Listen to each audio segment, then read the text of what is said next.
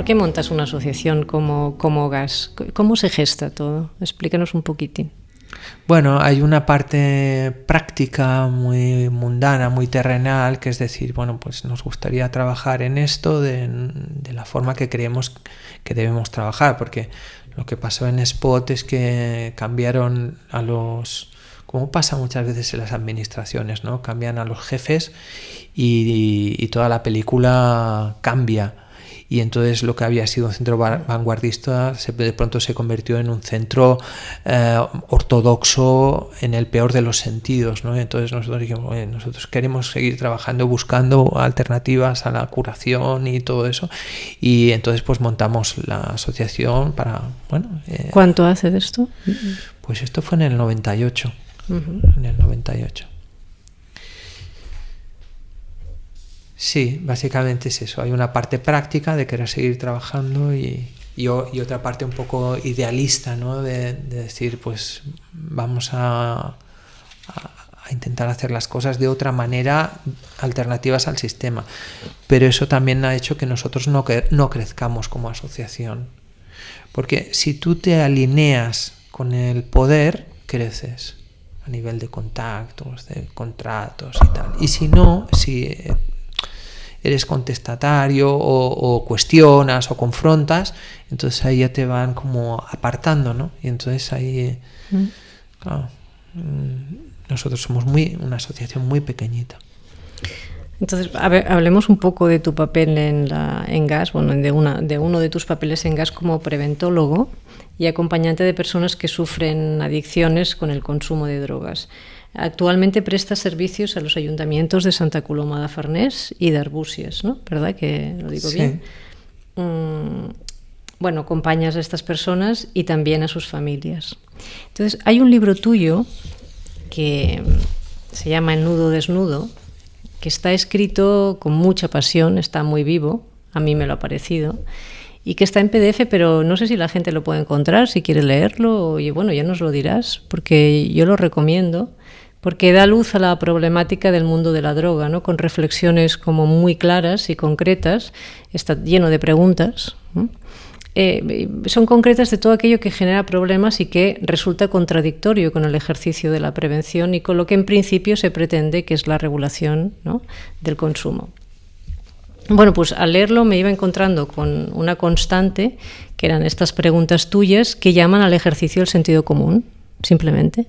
Entonces, la sensación que me quedó es que estás trabajando en un mundo, en un entorno, donde, bueno, también lo veo en la entrevista, donde el principal trabajo es hacer conscientes a los otros, que ya no son los pacientes, sino las instituciones, para encararlos con las contradicciones y los problemas de raíz. Entonces, bueno, supongo que en algunos casos, claro, hacen la vista gorda, lo deben saber, ¿no? Por eso digo que hay mucha pasión, ¿no?, en el libro, que se sienten las ganas de hacer entender a través del sentido común y la lógica. Entonces, dices en Ennudo Desnudo que de los preventólogos se espera que hagáis una ensalada para 1000 personas con 2 olivas. Explícanos eso.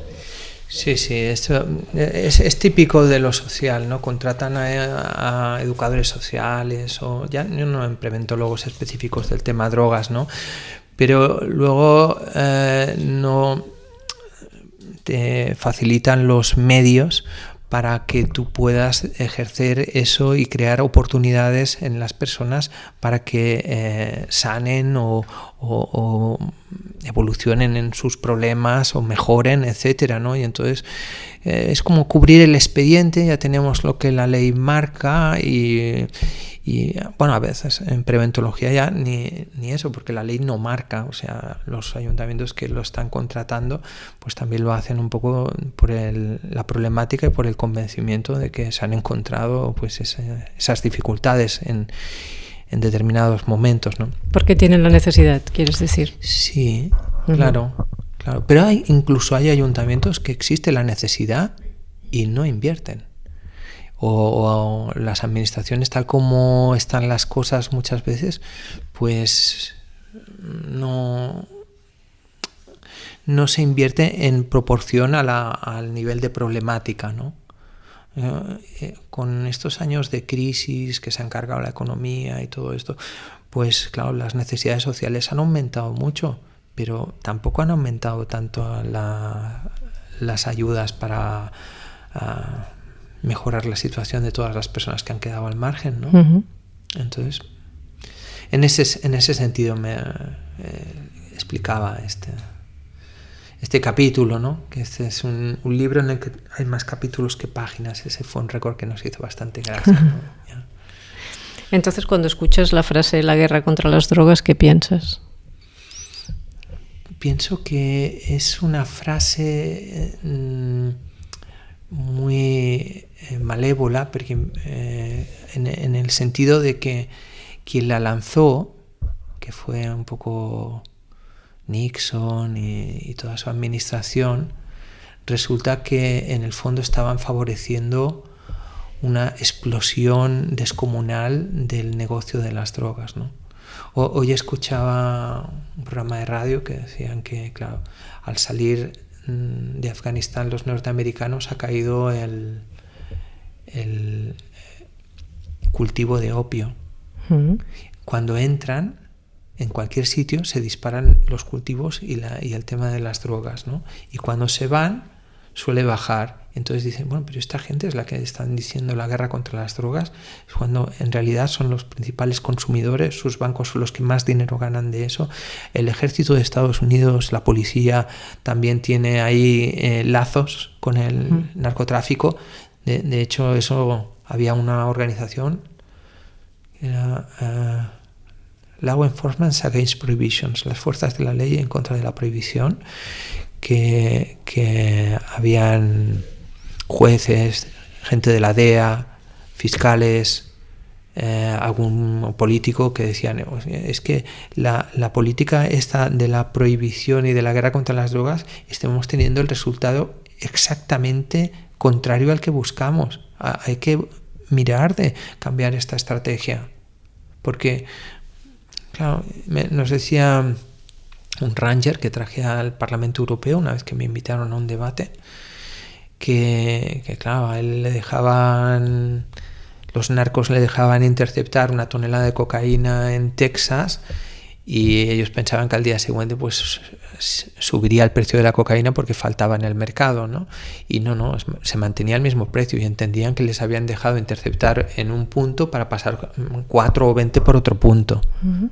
Y entonces, claro, al mover tanto dinero lo corrompe todo, corrompe políticos, militares, jueces, y entonces, claro, decían, igual con si le quitamos el negocio al narco, nosotros igual podemos trabajar desde un punto de vista más de la salud, más de la educación, más de tal, no tanto generando toda esta violencia, todas estas mafias, ¿no? Pero bueno, yo pienso que tampoco les interesa porque, ya te digo, bancos, algunos militares, algunos programas secretos militares, policiales, se pagan con eso. Y entonces por eso también se mueve una economía sumergida descomunal, parecida al negocio del petróleo, sí, a nivel de volumen, sí. Y entonces eso no lo quieren soltar y hacerlo pasar por cauces legales que han de dar explicaciones, que no interesa esa ilegalidad y ese crimen organizado, porque también está organizado pero no está descontrolado, y cuando a alguien se les descontrola lo eliminan y ya está. Tengo entendido que hay unos 67 países que tipifican el consumo de drogas, ¿no? Y de posesión para uso personal como un delito penal, más o menos, y muy pocos, ¿no? que han legalizado el consumo privado. Sería, no sé si, me parece que los Países Bajos, Portugal, Suiza, la República Checa, no sé si Argentina ahora quería... El Uruguay, ¿cómo está? También ha despenalizado y han legalizado algunos estados de Norteamérica. Yo no es que sea 100% a favor de la despenalización, la legalización, porque también ves que en una sociedad desacralizada y consumista cualquier sustancia que metes acaba generando un problema. Vale. Y como mayor ejemplo está el alcohol. Es legal, no es un problema de ilegalidad, es la que más daño causa a nivel de salud y social e individual, sí. Entonces, claro, ahí... Sí, el alcohol, el alcohol es la droga que más daño hace a nivel social y individual. Esto un poco lo estudió con el mayor metaanálisis de esto de David Nuke, un médico, no sé si psiquiatra inglés, y entonces llegaba a esa conclusión que va a bastante distancia a otras sustancias que generan más alarma, pero el alcohol era la que más dañaba. Y entonces, claro, el argumento de los prohibicionistas es, si legalizamos las otras no nos tendremos un problema mayor. No sé, se debería estudiar bien caso por caso y cómo se hace y cómo se regula, pero la ilegalidad da pie a la criminalidad y la criminalidad da pie a grandes negocios, y los grandes negocios al final nadie los quiere soltar, ¿no? Hablas de la prevención como una actuación que está ligada al asesoramiento en el consumo de drogas, y consideras que una prevención sin asesoramiento de este consumo queda coja, ¿no? Entonces, ¿quién enseña a consumir drogas sin hacerse daño? ¿Hay espacios, que hablabas de esto, espacios de acercamiento a las drogas o de iniciación de manera sana, controlada, guiada, acompañada? ¿Quién lo debería hacer en todo caso si no se hace? Aquí lo tenemos mal, eso. Lo tenemos mal porque dice, por ejemplo, el alcohol es legal, ¿se enseña a la gente a consumir alcohol? O tenemos tabaco legal, ¿se enseña a la gente a consumir tabaco? Bueno, el Pipa Club de Barcelona hacía algunos cursillos ya, pero claro, es muy puntual, ¿no? No se enseña a manejar esas cosas. Por ejemplo, en Chulumani, en los Yungas de Bolivia, recuerdo en el 2005 que estábamos allí y estaban haciendo una ceremonia de iniciación ritual al acullico andino de los niños, de los adolescentes bolivianos, y eso que pues les enseñaban un poco pues a utilizar esa planta, cómo utilizarla, cómo respetarla, cómo no sé, cuidarla. Entonces eso es una cultura donde la espiritualidad está viva, porque ellos también consideran que la planta está viva a nivel espiritual. Entonces ha de haber un respeto, ha de haber un balance, y luego como cosa material también le has de demostrar tu respeto y a tu cuerpo, y el hecho de tú tomar eso, integrarlo en tu cuerpo, es una comunión. Eso pasa a ser tú y tú pasas a ser eso. Es una comunión de dos seres espirituales y materiales. Entonces todo eso se ha de cuidar, porque si no hay problemas. Y no quiere decir que no se haya degenerado también en origen eso, porque claro, cuando hacen cocaína, a la sagrada hojita le echan ácido sulfúrico, gasolina, éter, de todas las porquerías más infames y tal. Entonces ahí también hay una degeneración de la cultura originaria del consumo, pero en la parte más tradicional, más natural, ahí hay un cuidado que lo hemos visto pues, incluso en otros lugares del mundo, ¿no? En México o en la India, cuidan un poco esa entrada al mundo de ese tipo de consumos. Aquí esto no se puede poner demasiado encima de la mesa porque se te echan encima y dicen, les vas a enseñar a consumir drogas, ¿no? Y bueno, pues ya aprenderán por ellos mismos, ¿no? Si lo han de hacer, porque igual cuando les enseñas igual no les interesa. Pero tú cuando vosotros hacéis prevención en las escuelas, lo enseñáis, ¿no? Bueno, en un momento dado sí que había una estrategia de reducción de daños que es un poco polémica, que le dices a la persona, bueno, oye, si has de consumir una droga, pues hay como 3 leyes o 3 principios, es no consumas demasiada cantidad, espacia al máximo los consumos y no mezcles. Y luego todo esto por sustancia tiene sus particularidades, ¿no? Pero estos son 3 principios que podían servir para cualquier cosa. ¿Cuáles son? ¿Vuelves a decir? No tomes mucha cantidad, espacia el consumo y no mezcles. Ya. Esto se podía aplicar a muchas cosas, incluso a la comida. Sí, a muchas cosas. Y entonces luego, bueno, si alguien dice, no, es que yo, ¿qué es mucha cantidad de heroína? Dice, oye, pues ahí ya nos metemos en un terreno. Dice, si es un heroinómano que se está pinchando y que estamos ahí en una actividad muy alta de su consumo, igual sí que le has de dar consejos. Igual a coger a un chaval adolescente y enseñarle cómo consumir heroína, pues igual no procede. Claro.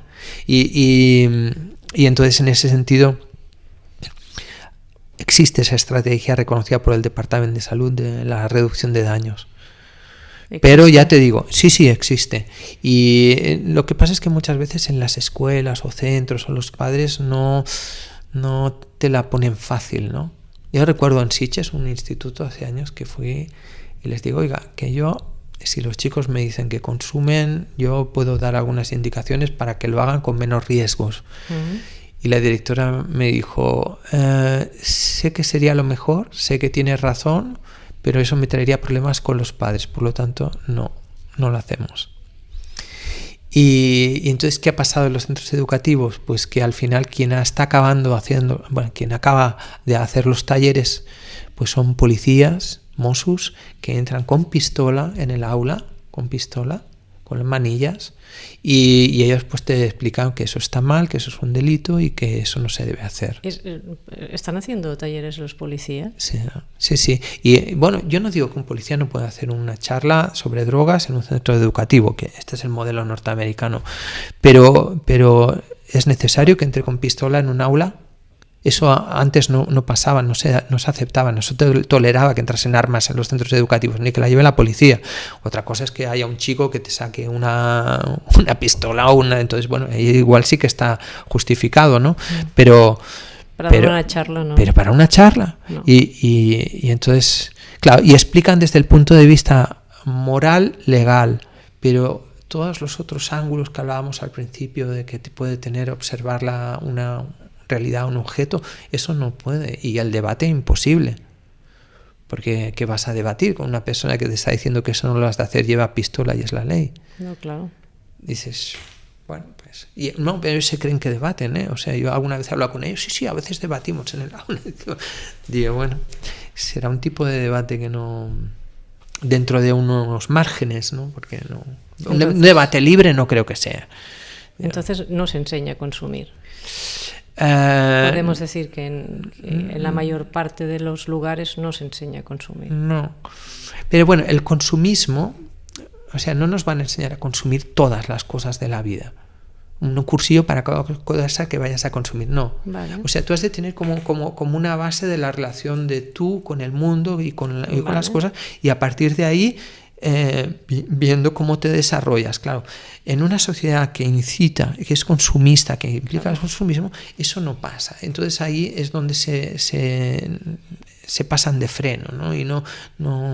Claro, no te pueden enseñar a consumir drogas con límites cuando en todos los otros ámbitos te enseñan a consumir de una manera absolutamente hiperactiva. Claro, ahora vendrá la Navidad y todo será el consumismo bestial. Y después, no, pero luego hay que ser moderados, hay que ser cuidadosos y tal. Sí, pero es que todo el sistema va en dirección contraria. Y entonces si hay consumismo y una de las facturas es esa, que las cosas delicadas también van a sufrir.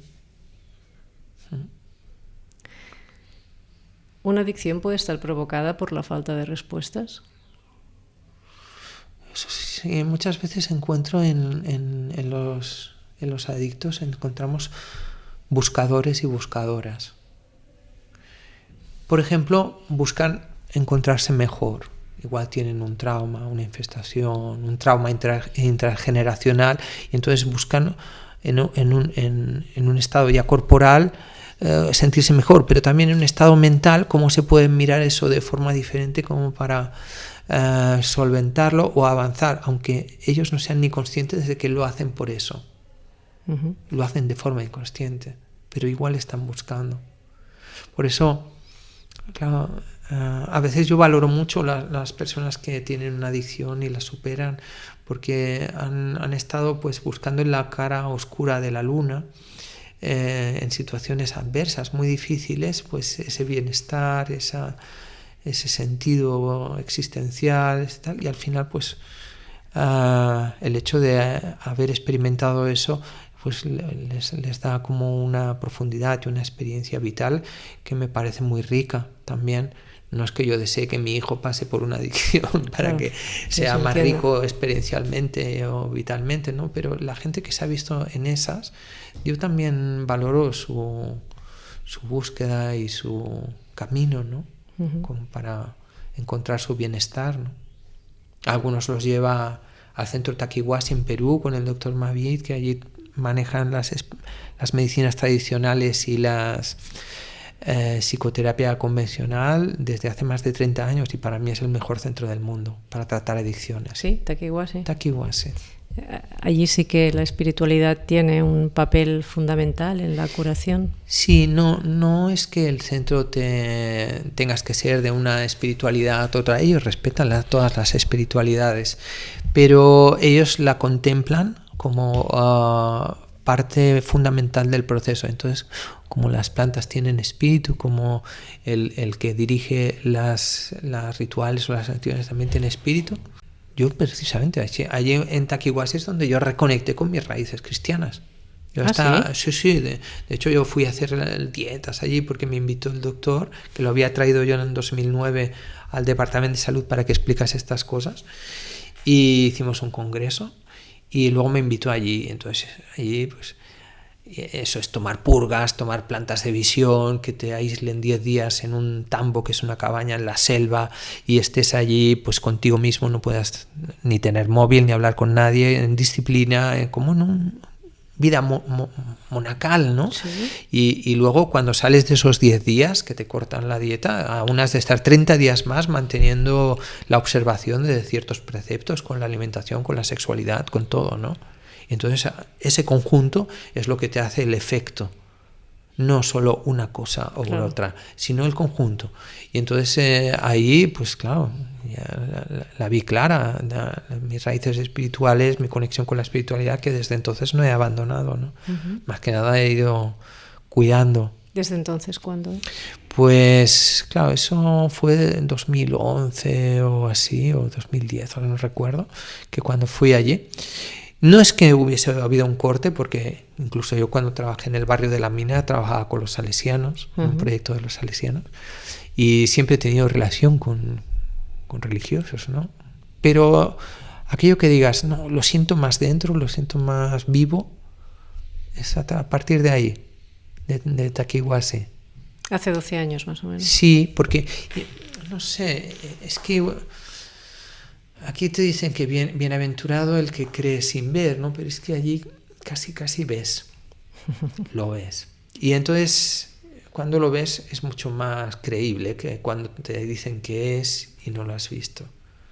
Que te apoyes en tu fe, que yo pienso que la fe es ese instinto de verdad y de bondad que nos surge como para encontrar el discernimiento entre la verdad y la mentira, o entre lo bueno y lo malo y todo eso, ¿no?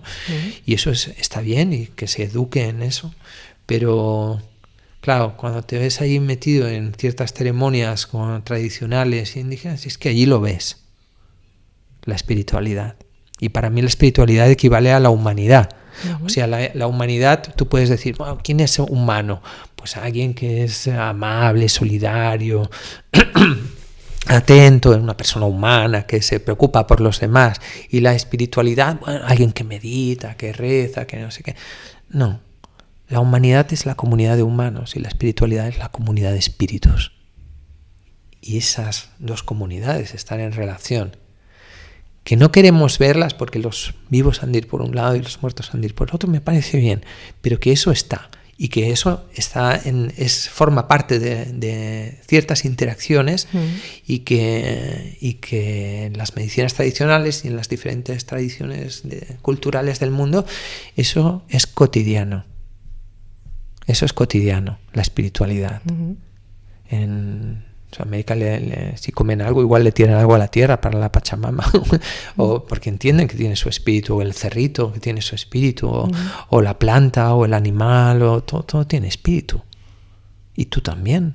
Entonces eso también lo has de tener presente y lo has de cuidar de alguna manera. Para mí eso es sacralizar. Bueno, Edu, vamos a ver si cada vez más podemos todos y todas conectar con esa espiritualidad para generar más amor y menos confusiones. Ya, esperemos. Eduard, gracias por tu tiempo y por todo el trabajo que estás haciendo y bueno, despertando conciencias y ayudando a la gente y acompañando. Gracias a ti por la oportunidad de explicarse.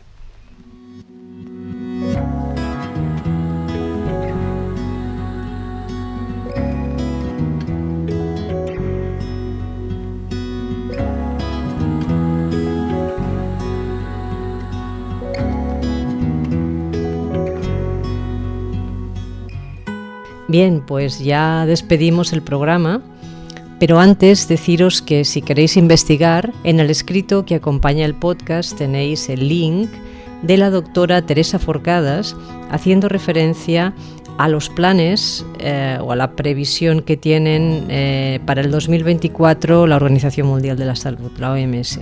Y también, si tenéis interés por leer el libro de Eduard Casas, que se llama El nudo desnudo y que está en PDF, también os dejo el link en el texto desde donde podéis tener acceso a él.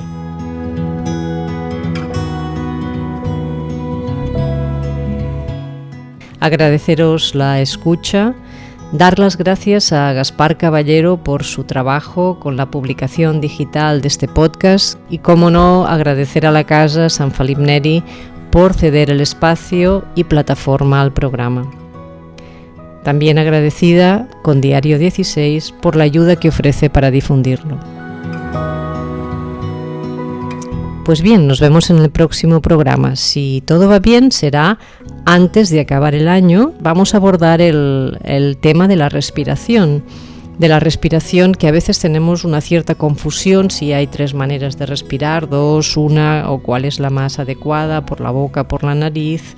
Algunas prácticas se hacen de una manera, otras se hacen de otra, y entonces vamos a tener un especialista para que nos ayude a entender todo esto de la respiración, cómo funciona y cuáles son las mejores maneras de respirar para estar en buena salud.